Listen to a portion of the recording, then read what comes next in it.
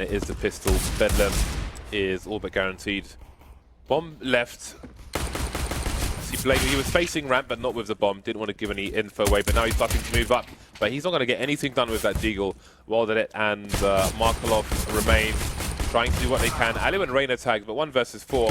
Definitely doable for Wilderit, but the odds are very small. Alu off to a good start. Said to look for him. He's got himself a 3K in the pistol, so definitely going to be good for the mental boost, you know, for the momentum. Gaining ground, that's exactly what's happening. Cajun B is just setting down 2 players immediately as Magis gets free reign to work from the chicken coop. That's a good bit of damage put in there by him, and he's still in position, causing distraction. You can see that Dennis, one of the 2 remaining players from our sports, is occupied by looking for Magic's peek. It will be actually Oscar, though, who manages to get the pop, and maybe he can do some more here as he peeks out, but AZ will get the denial, leaving just Dennis. But MSL 1 HP. Dennis has so many opportunities here, and there you go. The entire drop zone. Approaching upon B. MSL now the run and the gun, and oh dear. This is awkward. This looks really good for Mouse Sports right now. They can't even get out the choke point. This is a massive disaster. Still 5 players alive here for Mouse Sports.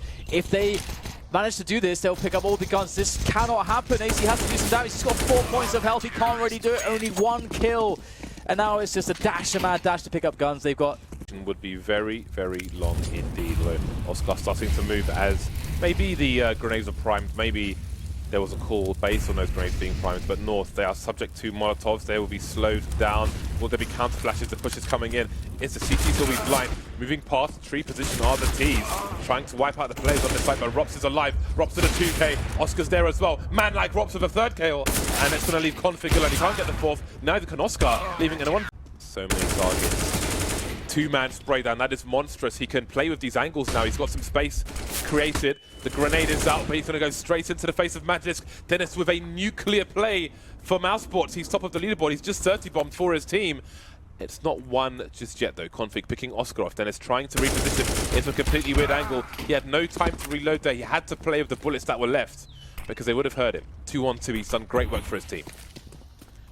Yeah, he really has done great work. Can Lowell follow it up though? Ooh, Chris J just peppering in the back there very calmly, very patiently. He has a Mag 7 though, so you can see why he's using the USP. That might make life difficult, but he can collect the AK-47s, of which there are numerous on the ground now as he faces up against Cajun B now. It's all about the timing and the angles here. And oh, there's an angle. So much damage done to Chris J. Down to 15, down to 1 for Cajun. How is he alive? Oh, and he's going to get it as well. 3 rounds in a row for North in this first half of over. What's the distance with? Oh, well, look, the aggressive setup here. This is what Navi like to do. Edward and Guardian at long. Edward pushed up by Tree, looking for the shots. He's got Guardian there as well to help him out. And eventually, Edward, is he actually going to find a kill or not? Somehow he's still alive. And there, finally, 1 headshot. Gets the 2nd, looking for the 3rd, and he's going to find that as well. Edward, there you go. That's the kind of level that Navi need to bring to the table here to start things off. Man, I wish those 3 kills could have come in right at the beginning and we could have skipped the first 10 seconds of everyone missing all the bullets. I don't understand how. It's one thing that Edward didn't get all the kills right away, but what about the rest of his team? Where were they? Where were Guardian? Why was no one hitting any shots? Steel going to go down as well to Flamey, and at the end of the day, can't complain too much. Things are looking great. A quad kill for Edward and all of them headshots. He's looking so sharp these days. Have you noticed this? He's just like, his beard has been trimmed, his hair's been cut. He's looking so much in focus. I love it. Yeah, he's lost some weight too, man. He's really like, he's lethal. He's really looking. It comes down to it, but Edward has pushed aggro in restrooms, and we're about to see if he's going to be able to rack up some kills. They don't check the corner. He will indeed. Gets 1. Lucas with a refrag. And now it's a 3-on-3. Henny moving in with the AWP. They only have 14 seconds. They need to end this round right now. The bomb is dropped. Simple with another kill, making it a double. Looking for the triple. And last couple of bullets. He's going to do it and stealing the AWP.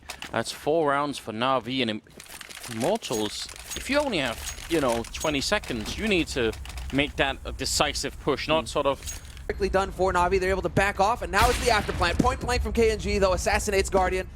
And he can get the angle onto short as well, but Seized will find his teammate Lucas. KNG trying again. Henny's there.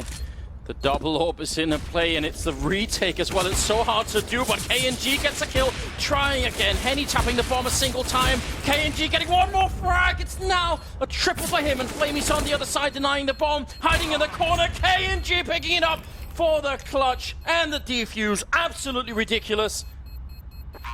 How does that work? Retaking double orb against, what, 4 AKs? That was a 2-on-4 Euro play, but 20 seconds. yeah, they need to go right now. Otherwise, these two players might just make it work. MBK's coming to try and see if he can backstab them on the side. 15 seconds. There's Skadoodle, automatic as well. Where's MBK? He needs to crack it open once again. He's done so much already, but he needs to do just a bit more. 8 seconds, and he goes down to automatic, and Body's going to get dropped, and it's overtime between Cloud9 and G2.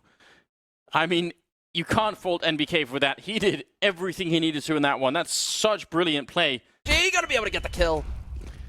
A good way to get started. Stewie doing a lot of damage and a nice transfer there with the M4. Shutting it all down. Shox needed the distraction to get out on the plateau, and now that he's finally here, it's just way too open. Stewie finding a kill. Nice shot from NBK. Stewie gonna be obviously upset at that one, but it won't matter. It's still the American side picking up 11-10. Even though there's no audience yet, Samurai, no crowd, I can still hear the faint US during at that point in time. What the hell is actually going on? Now they're in trouble though, G2. Kenny's low. There's only 40 seconds left. They can't really swap back to A. They sort of have to keep pressing this, and Apex is now down the drop. But Stewie here, how did they get him away from the statue? That's the big problem. Now the grenades are under the rain in. 30 seconds on the clock, and Cloud9 are circling the bomb side. Body gets a, well, bullet to the face, and Apex is now gone down. Kenny next in line. Stewie doing everything that he can here. Triple. Maybe a trade while distracted as they flash into heaven. 3 players left for Astralis against the 2 of Fnatic. JW and Crims will both play both at main entrance and in secret. And as one covers off, Glaive takes down Crims. Plant should easily come through. JW has to go for it. Round 15 to start it. Got a chance here. Decent shot to kick things off as well. Low HP, Zipex in front of him as the bomb goes down. Now it's a 1v1. Up to Kiarby to deny him. JW looking fierce in the final round. Changes his angle immediately. Kiarby still anticipates it. There's no smoke to cover off the entrance from Hut. So back through the window. He's chased again! And he's caught out Kiarby, who expected the doorway and found the window. Molotov on the bomb won't matter. Diffuse for Fnatic. 10 rounds on the CT side. JW's looking pumped up. One of the best performances I've seen on a right-fighting frags now. 5-on-3. Dennis opening things up. The pistol master finds 2 kills on the lower bomb side. Levels the playing field to a 3-on-3. Levels indeed. Not only that, they take over the site with authority. And Dennis tries to wrap around to catch them off toward the back of the vents as well. Baiting out shots. Remember, if you can get into a battle by which baits are effective, the Glock wins due to the amount of ammo it has, but the accuracy of the USP for Kiarby seems to be better. They're on the defuse. He's got to go Dennis all the way through. He got it. He's got it. He got him off of it, but there's still ample time for the 10-second defuse as he gets 4. But the 5th will prevail for Astralis. The fact he gets 4 kills and the bomb going down, I would say they could throw out the idea of force firing in the second round here. That could be a possibility. Astralis know it as well. He can get the AK out, he can get armor, plenty of money to work with there. We'll see if that becomes a thing. It doesn't look like it will. With the lead they've got as well, I guess you don't need to take those big risks right now. He'll get a deagle and armor. We know how strong he is with the pistols, but the 5-on-3 situation almost eludes Astralis there. Comes down to the 1v1. 4 kills. And moving over to the second, Device just shutting it down. What was this? Like you said, it's been Fnatic, been hitting those headshots all game long. But Device, 3 kills in total. His teammates did their best to throw the round away, but they just about pulled it off with some good utility usage. Supri, he looks exhausted. That was a difficult game. That was not an easy win by any stretch of imagination. We weren't sure what Fnatic could bring on Nuke, but what a hell of a game that was. Stacked, slightly staggered, but takes away positional control. Good shot, Pasha. Yeah, very good shot. That's worked perfectly. Snack's taking it all the way aggro as well. That pulls Dosia to connect. He's not looking it up around, but Pasha keeps landing shots. 3 in total, all headshots as well. That's going to be the round done. 5-on-2. Lovely tactic, I have to say, from Virtus Pro. Perfectly executed. Fortunately, he won't get an ace from it. Dren waits to shut him down, but his job done.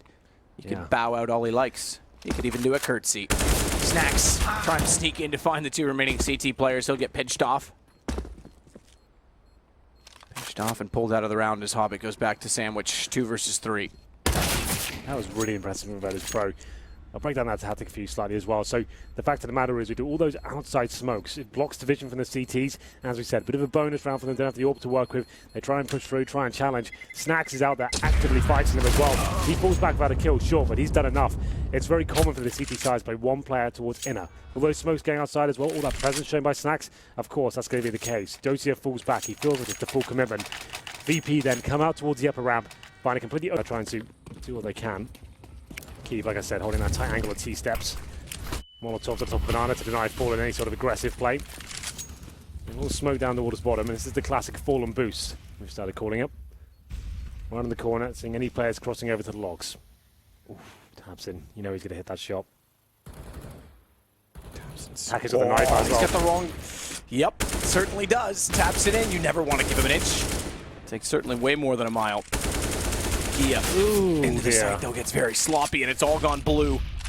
In your top right, the obituary says SK has something to celebrate.